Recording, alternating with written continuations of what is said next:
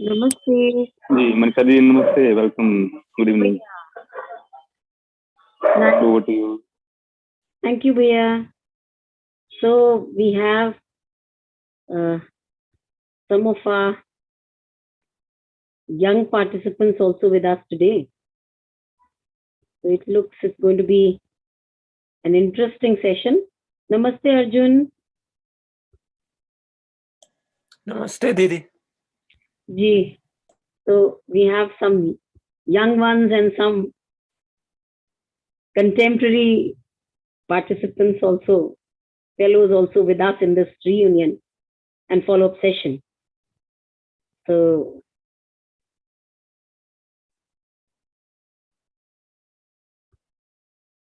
let's, maybe if some of you would like to put forward any discussion or any query or any takeaway for that matter would like to share, that will be fine. Otherwise, we may hand over the session to Namaste Didi. Rupalindi, namaste. Namaste. I'm outside, but still I have logged in. I'm Okay. going home now. Yeah, I'll be there. Okay, nice. So if some of our young co-explorers and young participants, if they would like to interact with Arjun Bhaiya, it will be good. Arjun, maybe I think you take over, then these young fellows will also start communicating with you. Okay, so the idea is that after a couple of, I think, this session and one more session, after that we would be stopping this follow-up kind of thing, and there'll be instead a weekly meeting for the students. That will be good. So these are the last two sessions for like any kind of questions or kind of things which maybe like any kind of doubts or things which you want more clarity on. So in that way we can discuss. And then from 23rd and that day onwards, there'll be the weekly meeting where the sharing will be done by the students, and also there'll be some other kind of sessions. Interesting. So as far as the main content is, if there's any questions and all, then we can discuss on that. Because now I think everyone has gone through the student workshop, which happened, the 10-day workshop or 7-day workshop, something had happened, right? So now that you've gone through the whole workshop, we'll just discuss whatever you want to discuss about. Any kind of things which you might want more clarity on, or any kind of questions, or relating it with your real life situations, if you're facing any difficulties or any kind of things which you want to share about that, we can discuss.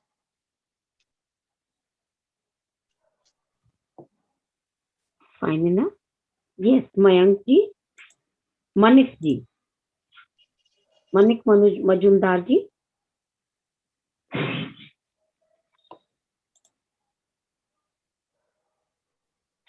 So Manik ji had just unmuted, but somehow I think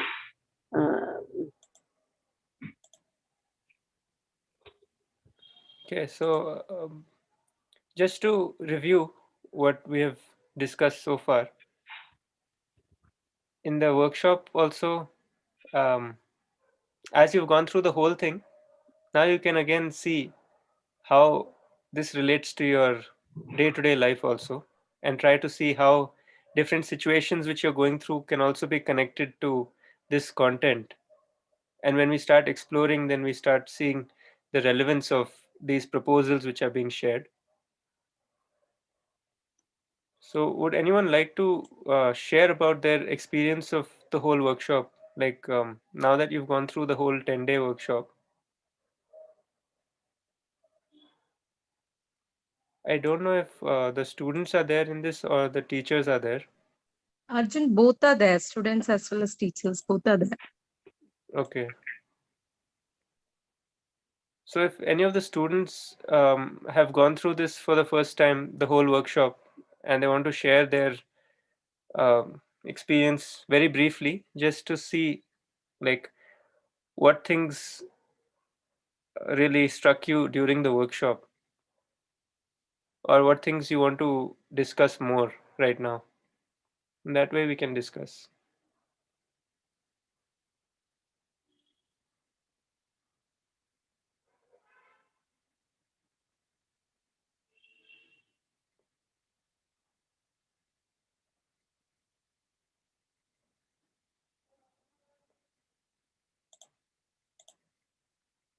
In the chat also you can write, or else you can speak on the mic also. Either way is okay.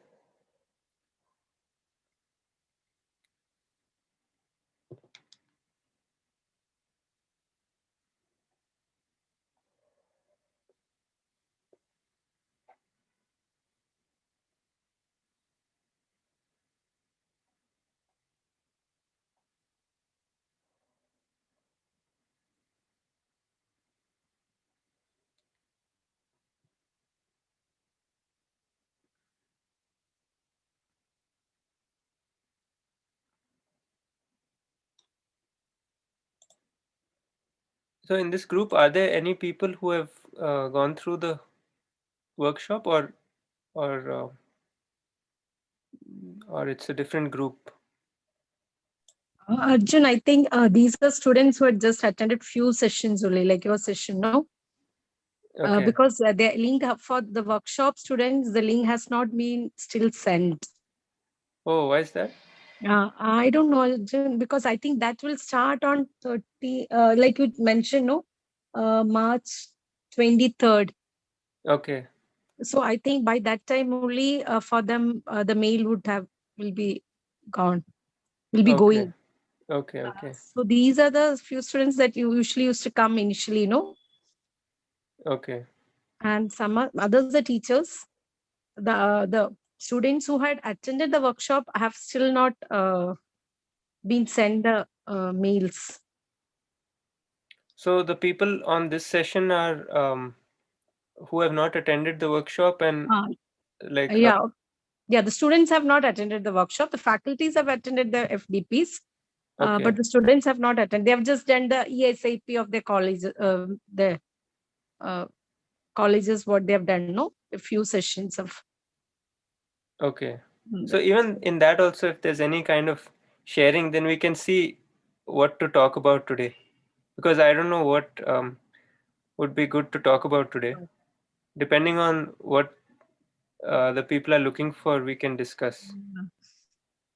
I know only one.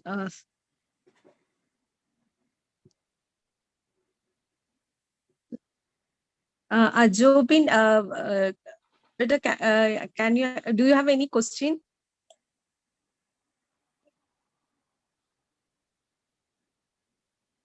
You can put in the chat box also.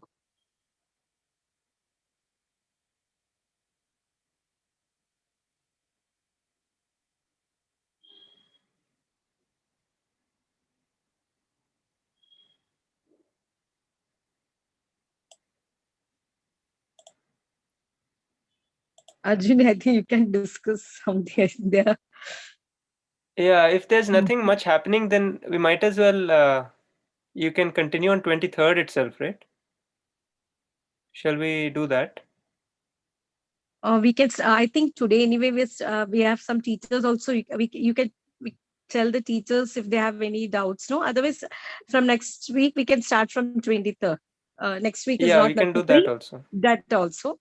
So anyway, Yeah. today since you have ended the session, the others are all mainly teachers are also there. So if they have any queries, they can ask. No. Yeah, we can do that also. That.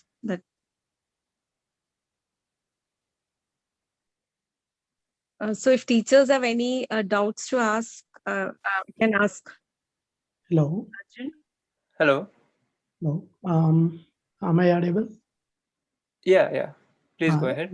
This is Sandeep, faculty in institute, AICTE Institute of Technology, Bangalore. Hello. Yeah. Please go ahead. Well, in fact, I have attended 2 FDPs so far.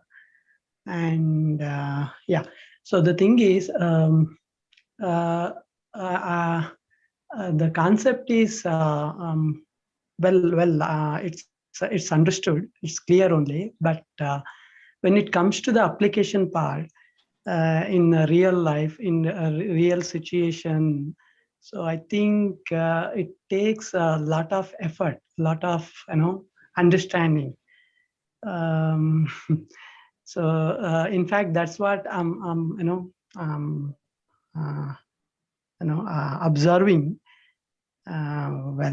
Because you see, in any situation, it may be, especially in working life, as we know, the work life is more than the personal life in a day.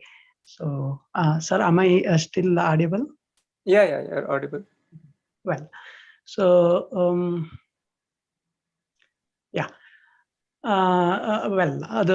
Sometimes what happens in a work life, so the things goes, sometimes it is good, sometimes bad, like that it happens.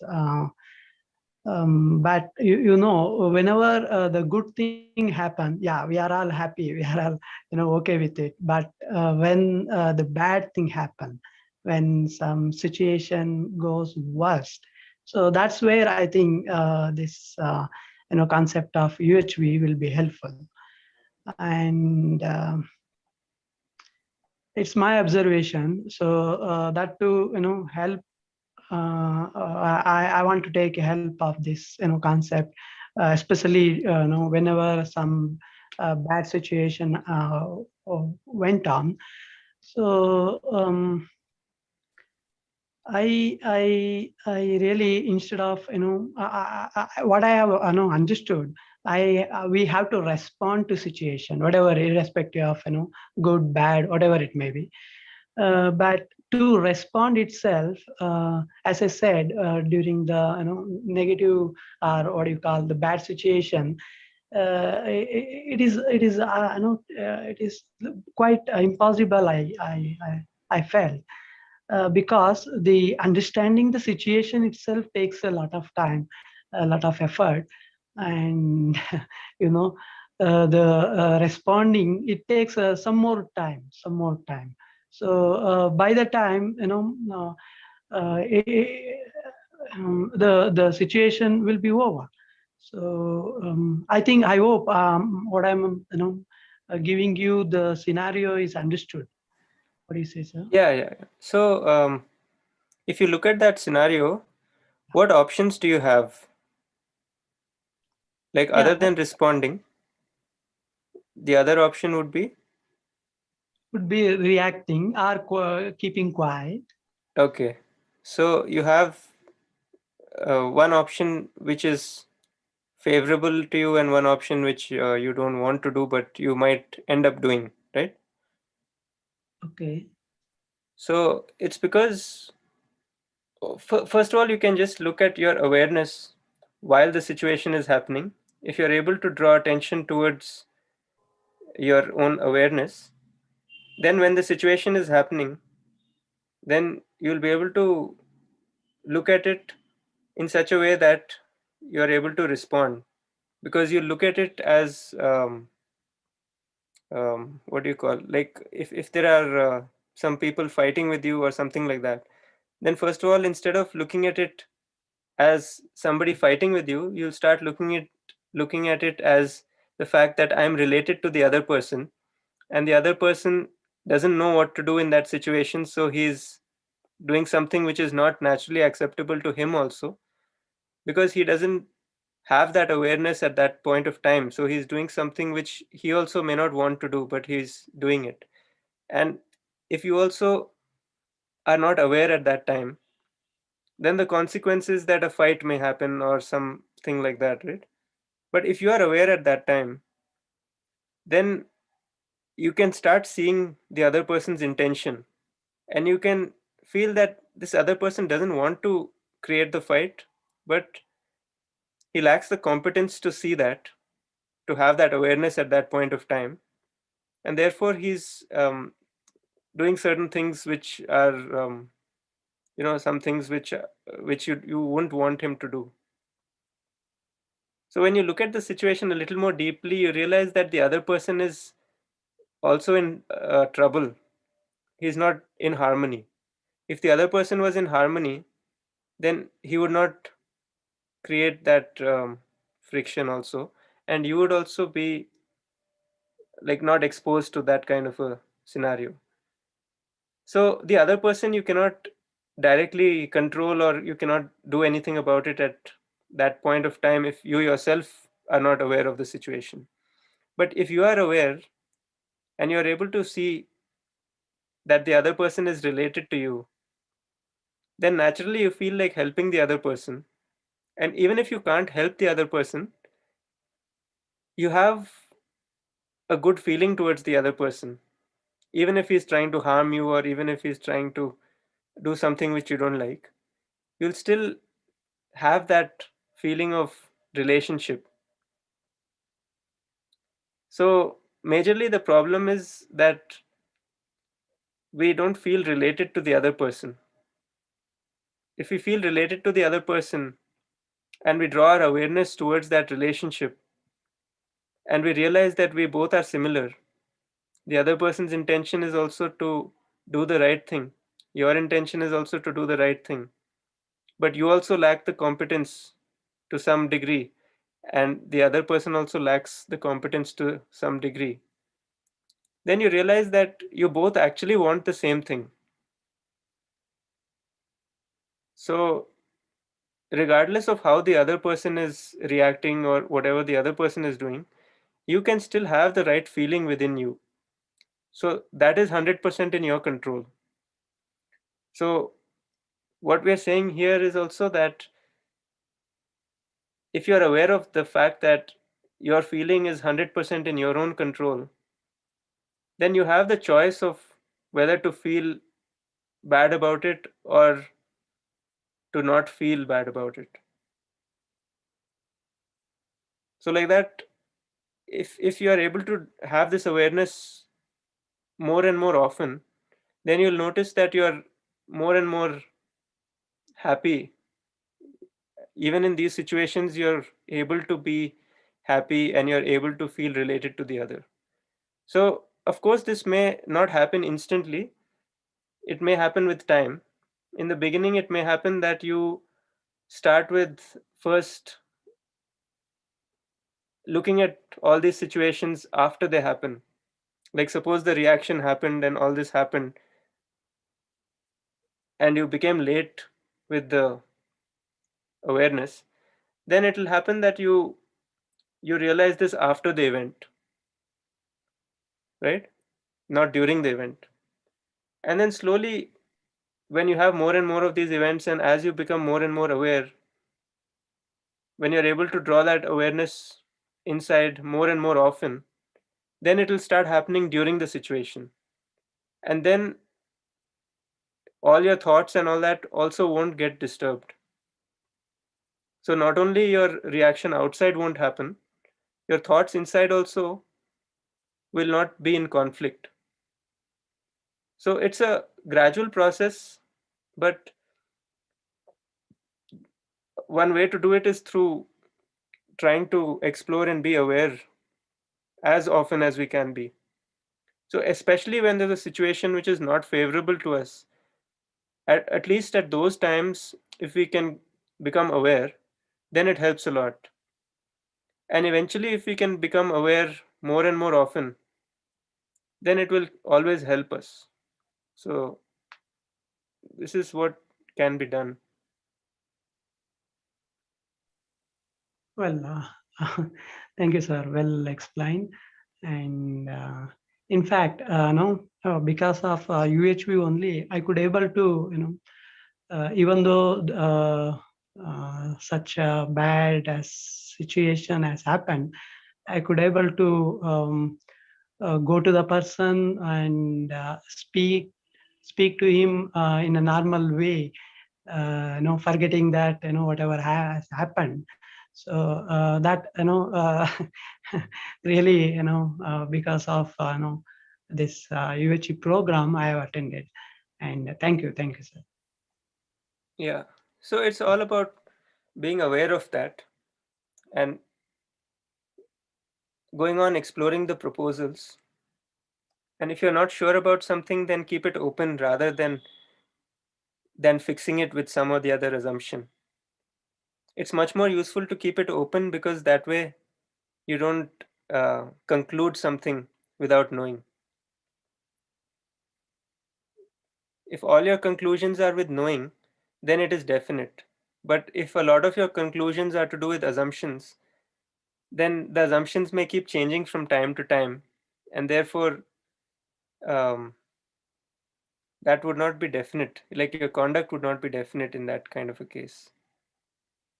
So you can explore these things and also relook at all your assumptions, your beliefs, like while you're taking a decision also. You can just look at why you're taking that decision and see whether that decision is coming from your natural acceptance, or is it due to some preconditioning, or is it due to some sensation which you might have. So this all can be explored at every moment actually.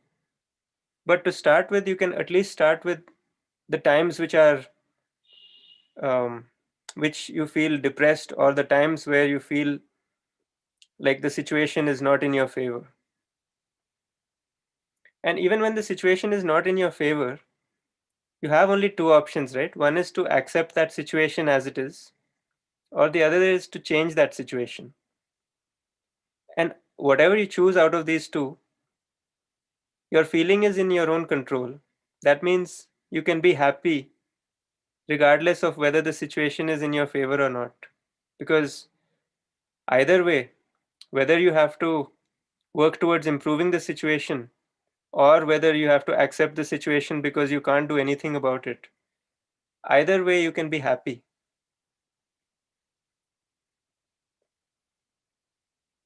Because if you are not happy, then there's no use, right, of being not happy with that. It doesn't help in any other way because those two options are still the same. Either you can fix that situation or you have to accept it. So if you're accepting it, then you may as well happily accept it rather than complaining and accepting it, right? So we'll just quickly go over this as a summary, that happiness is to be in harmony, and this whole workshop is about understanding harmony at all the four levels. And the process of understanding is using the method of self-exploration. So there are so many proposals and you can verify it based on your natural acceptance and then see what answer comes from your natural acceptance. And if you act according to your natural acceptance, then you will be in harmony. If you act against your natural acceptance, then you will be in conflict within. And when you're in conflict within, then you won't be happy inside. Then you'll try to be looking for happiness outside. And the thing with happiness outside is that it is always temporary. So if you look at all this, then you realize that it's a good idea to, it can be like, it's a proposal again, that it can be a good idea to always keep referring to your natural acceptance and see what is coming out of that. So the human being is the coexistence of self and body. The needs of the self are different from the needs of the body. Like the needs of the self are happiness, respect, trust, all these kind of feelings. And the need of the body is physical in nature. So if you look at the self wants happiness. If we are trying to get that via food, then it can only be temporary. because the need of happiness is continuous, but the need of food is temporary. So you can't really fill this with that, right? Or I mean, it may appear that you can for some time, but then that also doesn't really work. And that's why getting happiness from anywhere from outside can only be temporary. Because, like, our body itself is temporary. The body itself has a certain a certain lifespan. Like, you're born at some time, you have a certain lifespan, and then you die also, right? So the body is temporary, but the self is continuous. So the kinds of needs of the body are very different from the kinds of needs of the self. And the needs of the self are fulfilled by right understanding and right feeling. And when we're saying right understanding and right feeling, it's not about getting these things from someone else. It's about having these feelings within ourselves. And suppose we don't have these feelings within ourselves, then it's the lack of right understanding. So if we focus on trying to understand things as they are, then it will help us to be happier. Like, a lot of people have said this also, right? That by attending the workshop, they feel a little bit better. So why is that? If you look at that, that is because when we are working on developing this right understanding, it leads to more clarity within our thoughts also, and therefore we feel also better because we feel like we are more sorted out, right? That is all because the right understanding will lead to happiness. The further we have gone on this journey, and we've seen that, like, the more we can understand, not in terms of information but in terms of actual understanding, that determines our degree of happiness. So all these are proposals which we're sharing. So even though we are saying some statements, they are to be explored via your natural acceptance. So if we don't explore that, then this also becomes like another assumption. So we don't want that to happen either.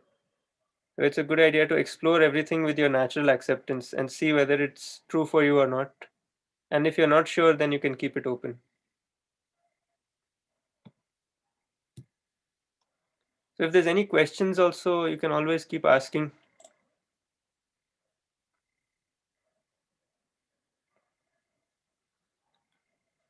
Now, if you look at the activities of the self, you can see that there are certain desires, there are certain thoughts, and there are certain expectations. So whatever activity is happening in the mind also is because we might have some desire which we want to fulfill. And therefore, to fulfill that desire, we get certain thoughts about how we'll fulfill this desire. And after getting some thoughts, we start having expectations about the fulfillment of that desire. And at any given point of time, we have so many desires. So there's going to be a lot of thoughts also. For each desire, you'll have thousands of thoughts, right? So all this keeps going on in our imagination. So the more you become aware of this, the more you're able to pinpoint and see which desires you have, what thoughts are coming from those desires, and what expectations are coming from those thoughts. And the more you're able to do all this, the more you're able to look at where those desires are coming from also. Like, these desires can come from three sources. One is your natural acceptance, one is preconditioning, and one is sensation. Yeah, and these arrows you can see down, those are showing that whatever is there in your imagination tends to show up in your behavior and work, because whatever is going on outside is just a reflection of what is going on inside.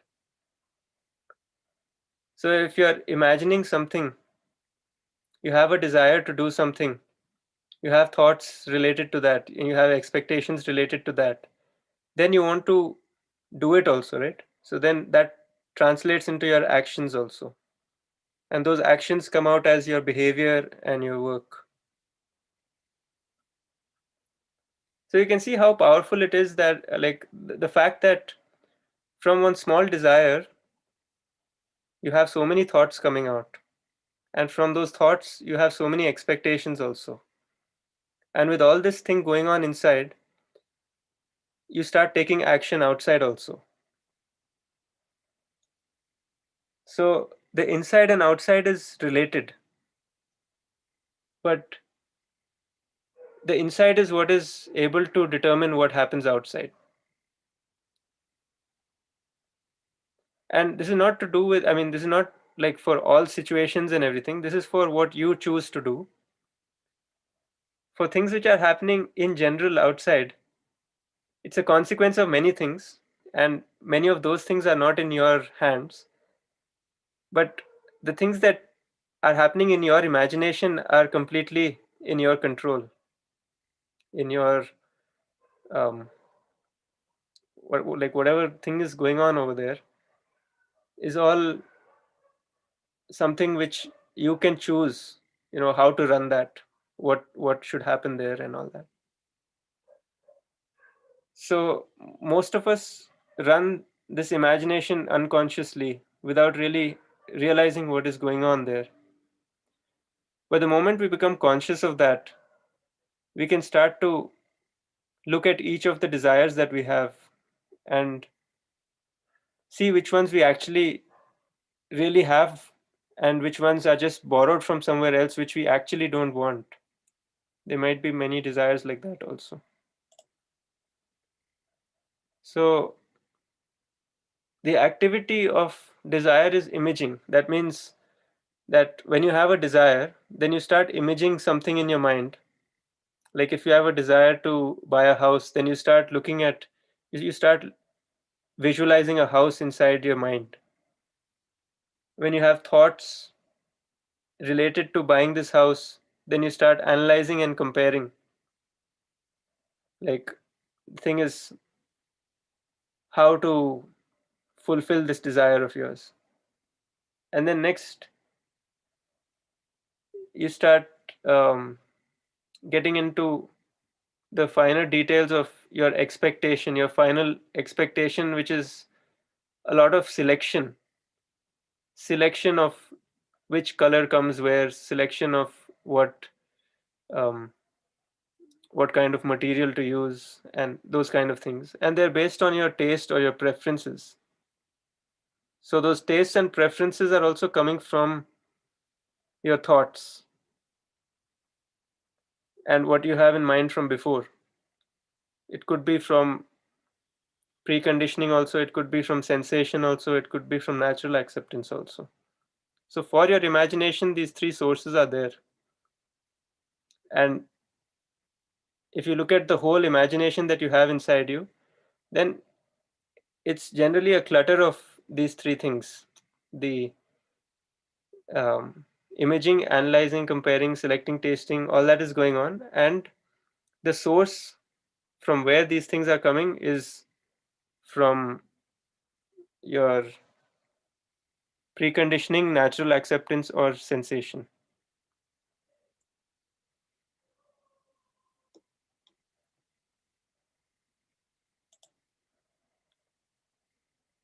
So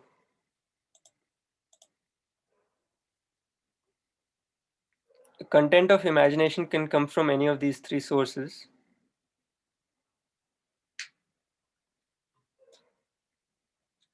Now, if anything is not so clear right now, then we can also take in the chat, or we can discuss on the mic also, you can ask.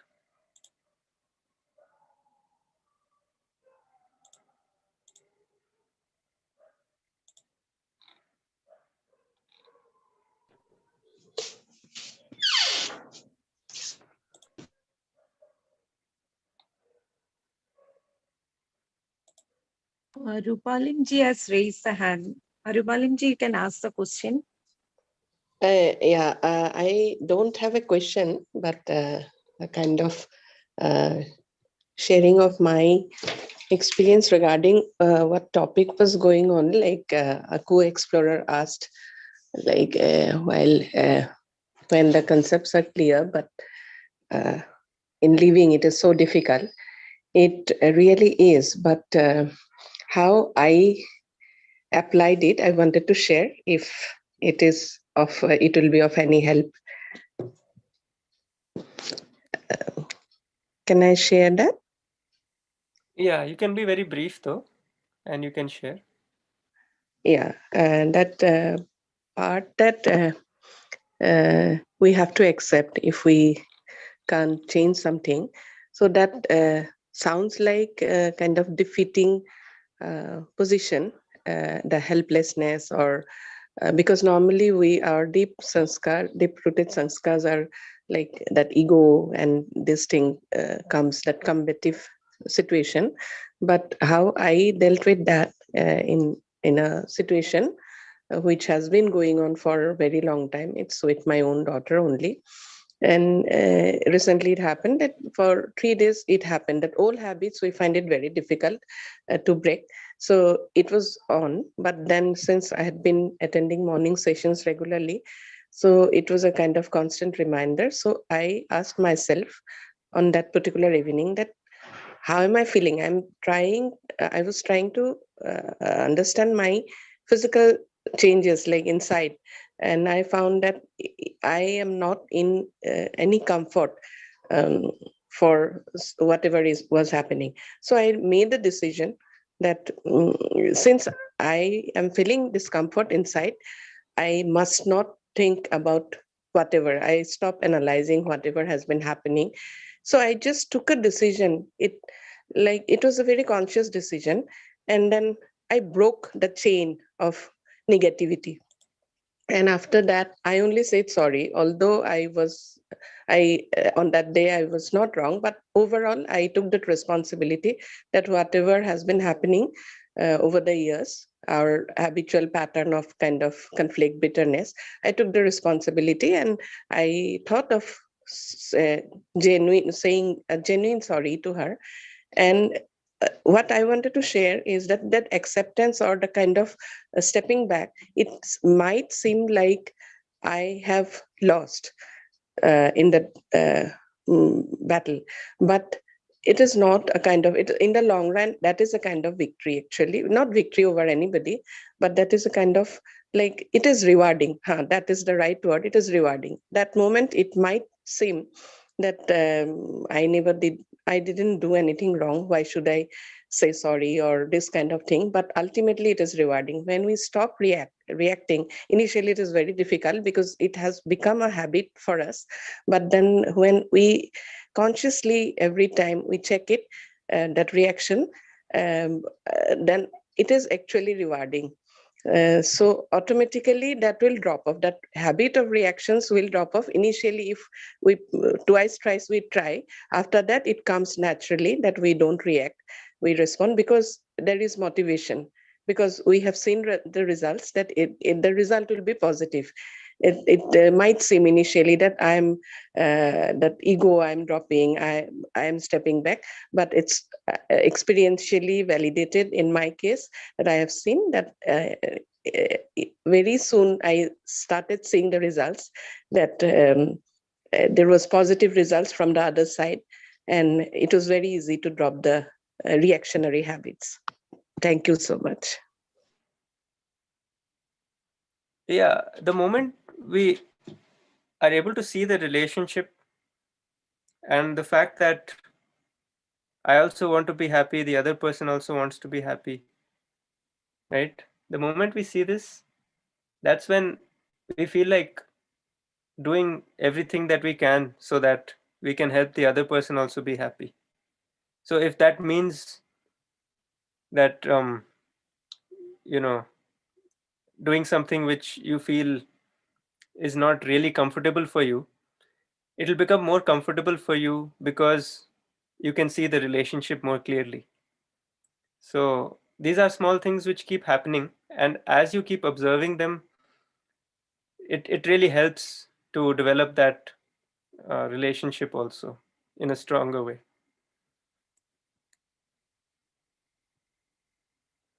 So when your imagination is governed by your preconditioning,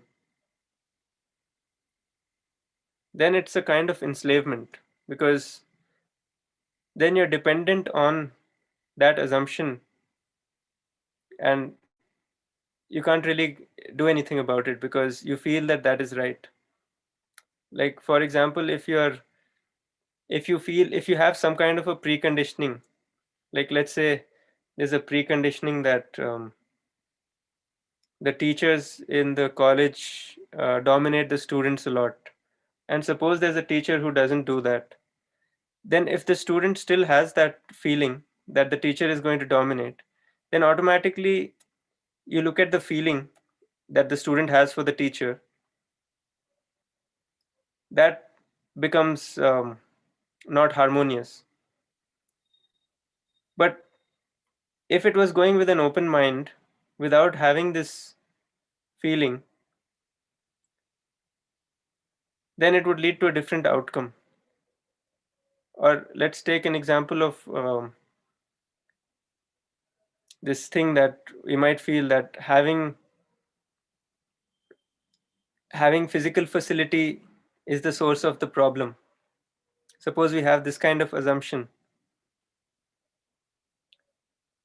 then that leads to our imagination being governed by that assumption.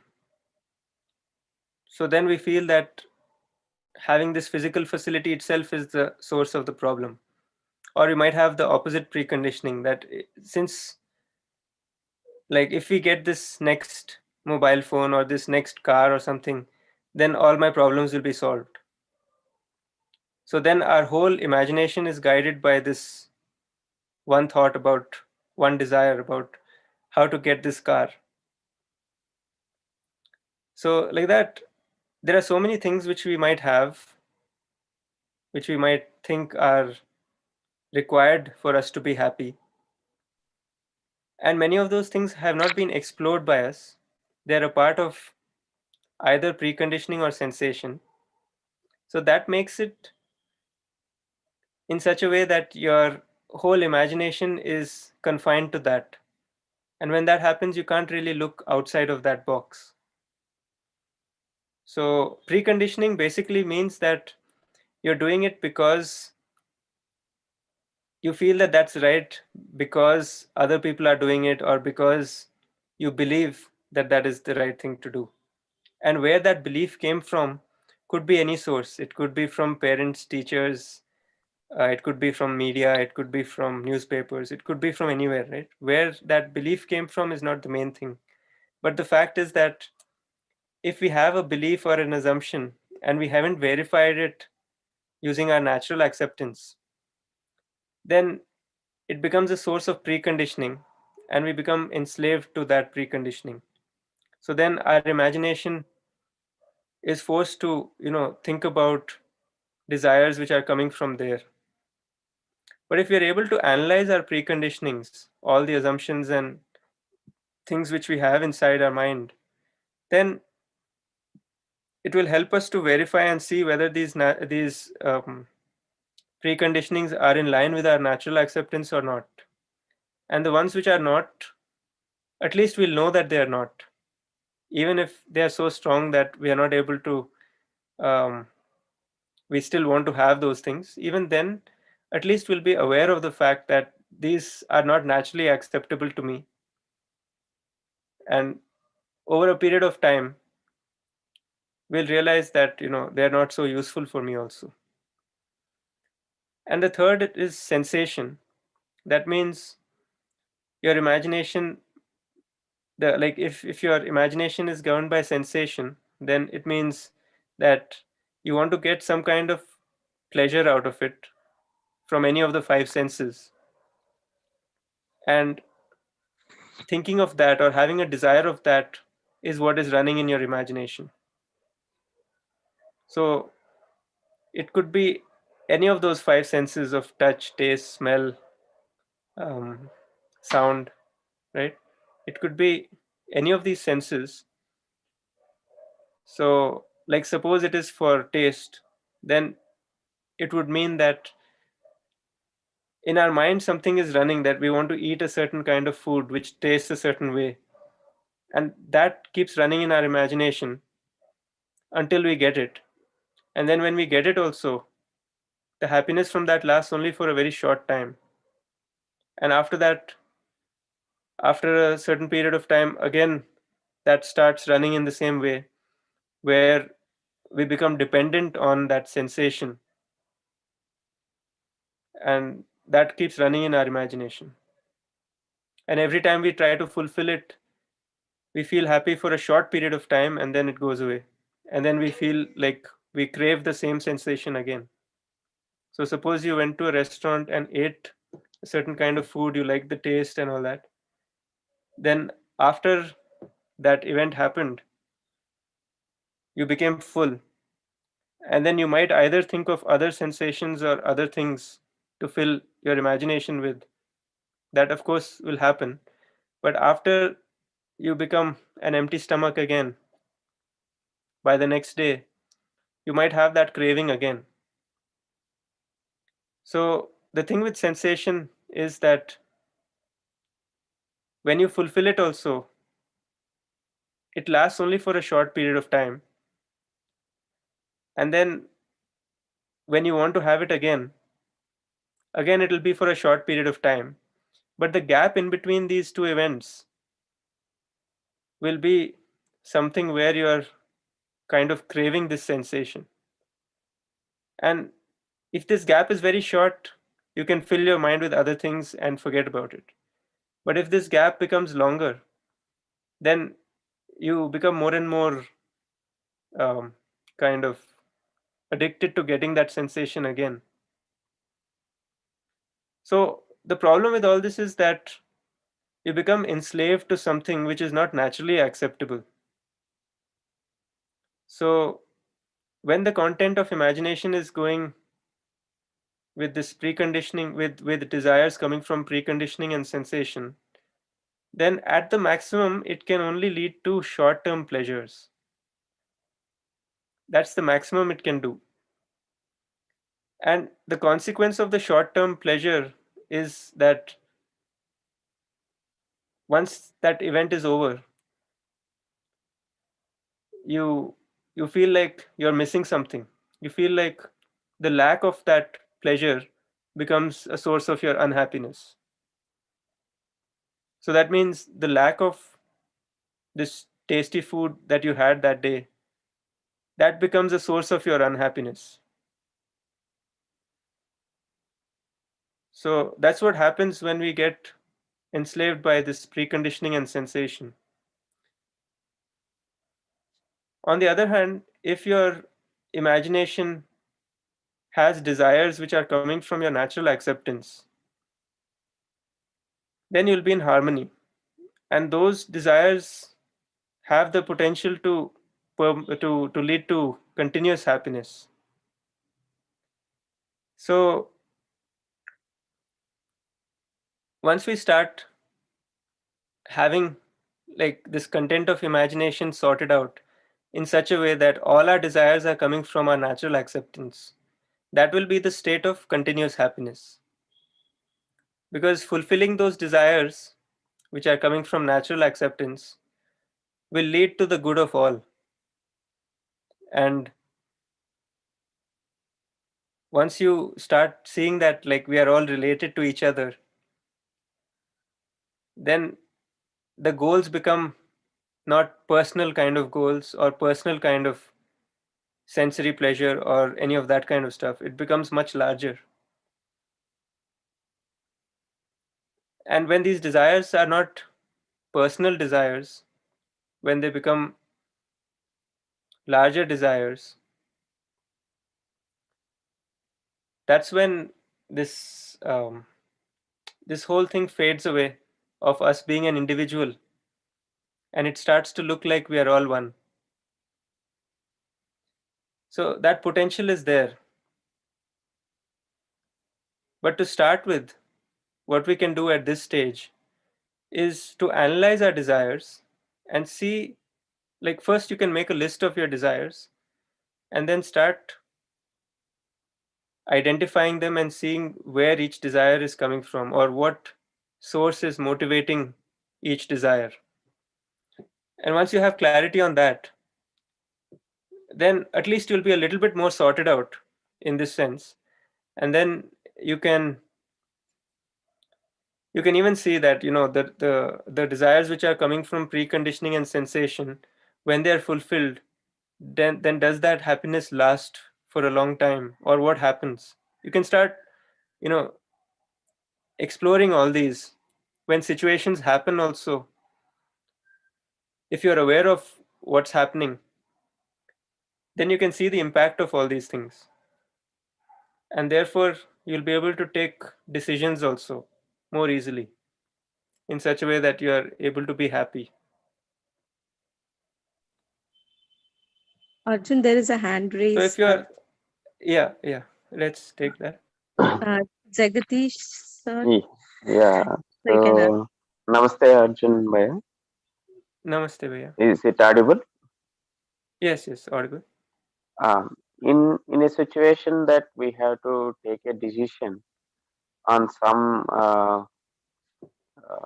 something which is not known to us, and if somebody is giving suggestions on that with their own experiences, so how do we take it? Like it is like preconditioning, or can we even if we want to verify our own right, we don't have experience on that part. So how do we take that suggestions as preconditioning, or how we have to go about it? You can take it as anything. The fact is not how you take it like that, but you can also evaluate the other person's intention and competence and see whether you feel that his competence is higher than yours in that regard. And if you feel that, then you can take that advice and see where it goes, knowing that it is still an assumption, but it can take you to the next step. And then at that next step, you can again explore and see. At every stage, you can keep exploring and seeing and try to verify things on your own with your natural acceptance. But that's where this help can be useful also, where initially you may take it as an assumption, but then you know it is an assumption. And you also know that that person's competence is more than yours. So then you decide to take it as that assumption without without deciding whether that is true or false, like without um, like how we keep saying, right, that you keep an open mind and not conclude about it. So if it's an assumption and you know that it's an assumption and you haven't concluded that it is true or false, but you're taking it because you feel that that person has more competence, then it's just one step ahead. And again, when you reach that next step also, you can again ask your natural acceptance and see what's going on. And like that, the whole life journey is like that, right? We can take advice from so many people. Many of them may be assumptions to start with, and many of them may be right, many of them may be not right. But as long as we are open, we'll have the possibility of knowing the real thing. If we if we think that that assumption is true, suppose it's not, then we have no possibility of knowing because we've closed our door of knowing. We feel that we already know this. So when we feel that Mm. we already know this, then there's no potential to know. So that's all we have to do actually. Okay, so when we are discussing the same with the students, and we say that okay, you have to do this, then your future is good. Like that, we are giving some suggestions, and students may think like they are preconditioned. So in that way, means they have to keep open and verify on their own right. Is it right? Yeah. So you can't really say future will be good if you know this, because there's no thing about good and bad, right? It's all subjective.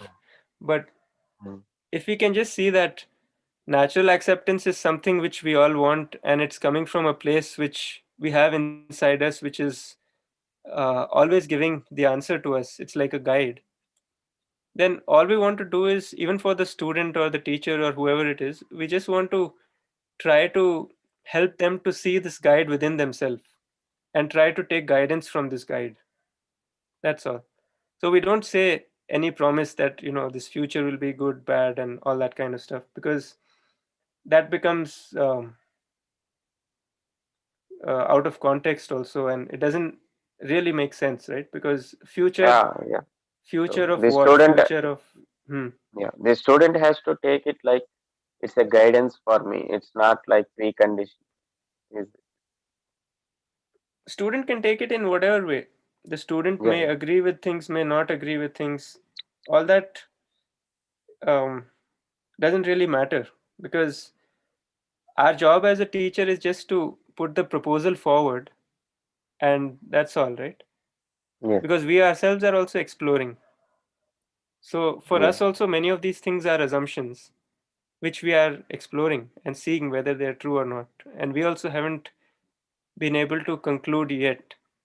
So if our state is that, then obviously we can't really say that something is good in the future or bad in the future or anything like that, because um, we're just seeing that this is some kind of set of proposals, and we're able to see that there's something inside called natural acceptance. We are calling it natural acceptance. You could call it anything, but there's something inside which is like a guide, like a conscience, what we call conscience. So through that we can get the right answer. Like we always say this example, right? That do you want to be happy or unhappy? And people say happy, and then we ask where this answer is coming from. And even if you ask a 3-year-old child also, they also say happy, even though this was never studied in any textbook or any kind of thing before. So how they know this answer is because it's from a place within us which we all have access to. It's just a matter of accessing it. So that's what we want to tell everyone else also, that there's some place inside you which you can access, and you can get the answer from there. If you get the answer from there, it'll be an answer which leads to your happiness. I mean, it's something where it's the part of you which is in harmony. mm, So thank you, so Baya. so if you look at all our content of imagination, there's so much of mix of these three things. There's preconditioning also, there's sensation also, and there's natural acceptance also. So since our mind is or our intellect is what we are using most of the time, because of that we tend to see mostly our preconditioning and sensation, unless we pay deeper attention and we start asking things directly to our natural acceptance. Otherwise, we just don't think of our natural acceptance. So that's just a consequence of the general education also. But in general, what we see is that when we ask our natural acceptance something, then we get the right answer. When you ask your mind something, then you may or may not get the right answer, because you might get something which leads to a temptation. Like the mind might be tempted to get this temporary sensory pleasure, or the mind might be tempted to um, do something which leads to some kind of excitement in the short run. So on the other hand, when we go to our natural acceptance, it always gives the right answer. And now there becomes a conflict between these two things, between our natural acceptance and what our mind is telling us to do. So in those cases, it's a matter of discipline also, and seeing what we really want and then making the decision. So this can go in a lot of depth actually, but right now anyway the time is also up. But Arjun, can I share one thing which happened recently? Actually, when it comes to natural acceptance and preconditioning, actually, my colleague, he always tells to change the car which I have because it is almost 9 years old. So he has a preconditioning, which I was also having. When it becomes around 7-8 years, no, it is time to change. But mine actually, after this UHV, that I asked my natural acceptance, no, whether what to do. But from it, it is coming that I just need a car to commute to the college, which is, this car is okay. So why should I go for a new one? So that's what sometimes our colleagues, it can be just their view. So we should ask from our own natural acceptance whether it is required. When I wanted a mobile, my mobile was actually becoming very old, and it was the means I was not able to do the Zoom in the college. When I started using it, the battery used to get drained very fast. So I wanted a new mobile. Then I asked him, and he told me, he suggested me. So that is I wanted, because it was, the other one was not functioning properly. So when I asked from natural acceptance, I found out that I need to change it. So that was, I don't know whether I'm correct or not. Yeah. I mean, like with all these things about physical facility, when you ask the question about how much you need, if you're clear about that, then it becomes much simpler. So if you're clear about the fact that you need a certain kind of phone to run these applications and all that, then you know how much you need, you know what all you need, all that becomes very clear. And then you just work towards getting those things. And then when you have more, then you feel like sharing. But on the other hand, when you feel like you don't know how much you need, then after you get this new phone also, you feel like, I'm still not feeling that I have enough. So I try to fill that gap with more and more physical things. And then as I gather more and more physical things also, I still don't get the clarity about how much I need. So in that kind of a case, there's no end to that, like how much physical facility you can gather like that. I mean, how much you can feel deprived. There's no end to that unless you work on your understanding. So when you work on your understanding, it gives you a clear picture of what you feel you need and what you feel is not really necessary after a point. So just having that clarity, that itself makes you feel more prosperous and more comfortable within. So that limit may be, that need may be different for different people, and that's fine. Like somebody might have this requirement that I need only 2 pairs of clothes, and another person might have a requirement that they need 50 pairs of clothes. But either way, when you look at the use of that like the right utilization of that physical facility, and when you look at the fact that, like, you ask yourself whether you actually know how much you need or you don't know, these two things, when you're able to sort out, then everything falls in place in this prosperity kind of thing. So when we try to relate this physical facility with our own assumption that we'll get respect out of it or we'll get some status or something out of it, that's where the problem is, because then we are mismatching the needs of the self and the body. Like the phone or the car and all these are used as devices or instruments for the body to use, not for the self. So if the body is able to be comfortable, then it has no further role.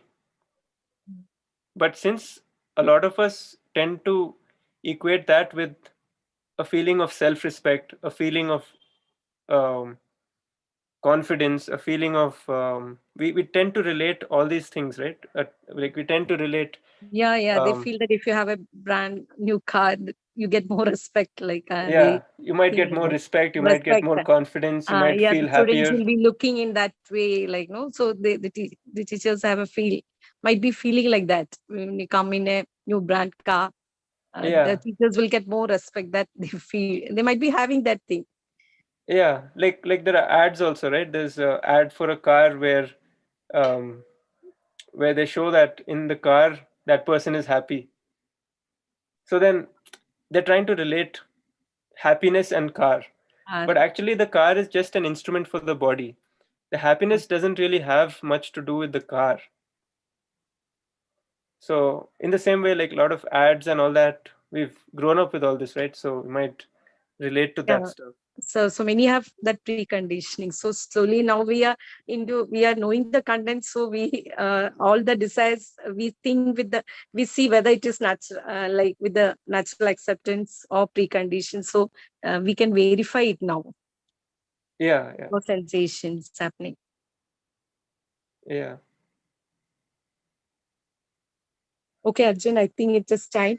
Arjun, now only one more. Can we continue in because we don't need to break it, no? Because I think the 23rd, they want to start the new sessions as a fresh session for the students. That's why I think they might be sending the link on 23rd only, but next week, that's on 16th also, we can continue.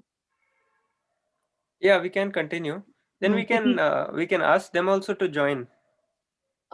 Yeah, but I don't. I'll just check with Monji how because though their details are with them only. Uh, Okay. some of them who came here initially, they went and joined the workshop. So those people's we can send to them. But the other, there was almost 300, 400 students.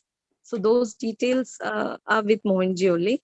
Because no, Arjun, the first session, I think they want to have some introduction or something like that, I feel. Okay. So Okay, that that's we have okay then. planned to keep on 23rd. So we'll have, Okay. I think, the few teachers and few students who are regularly joining. Those will be anyway be there. Okay. So, so I think we can stop the session today, Yeah. and We'll we'll stop. do it in next week. Yeah. Continue in next week. Yeah. Okay.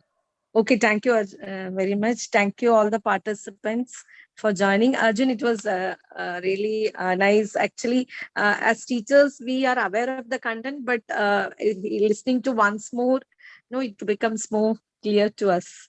So it is really actually, we are also in the exploration and like when we do the desires with the natural acceptance, I think the life becomes more easier.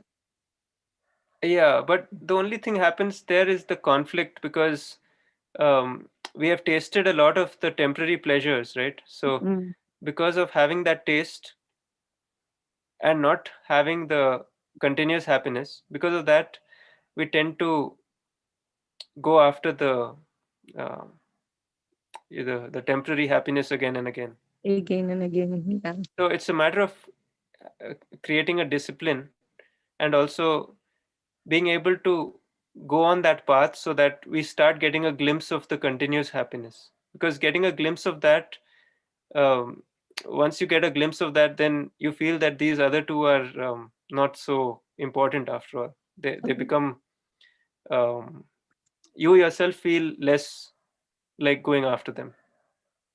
Yeah, very true, Ajay, very true. So thank you so much. We'll end. Namaste to all. Yeah, namaste to all. Namaste to all. So we'll see you next week, Ajay. Yeah.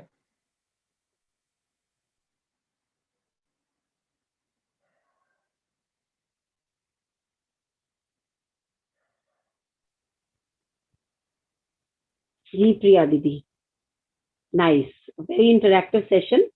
I think we'll thank all and meet again next Wednesday. Yeah, Manisha Didi. Next Wednesday we'll meet. So namaste and thank you all for joining in. Yeah, namaste. Namaste. So, Parikshit Bhaiya, I think we'll close. Parikshit Bhaiya is not there. There, Priya, Parikshit you are the host then. I think Yeah, you can yeah. close the session. I can close it, Nidhi. Okay. I'll end it.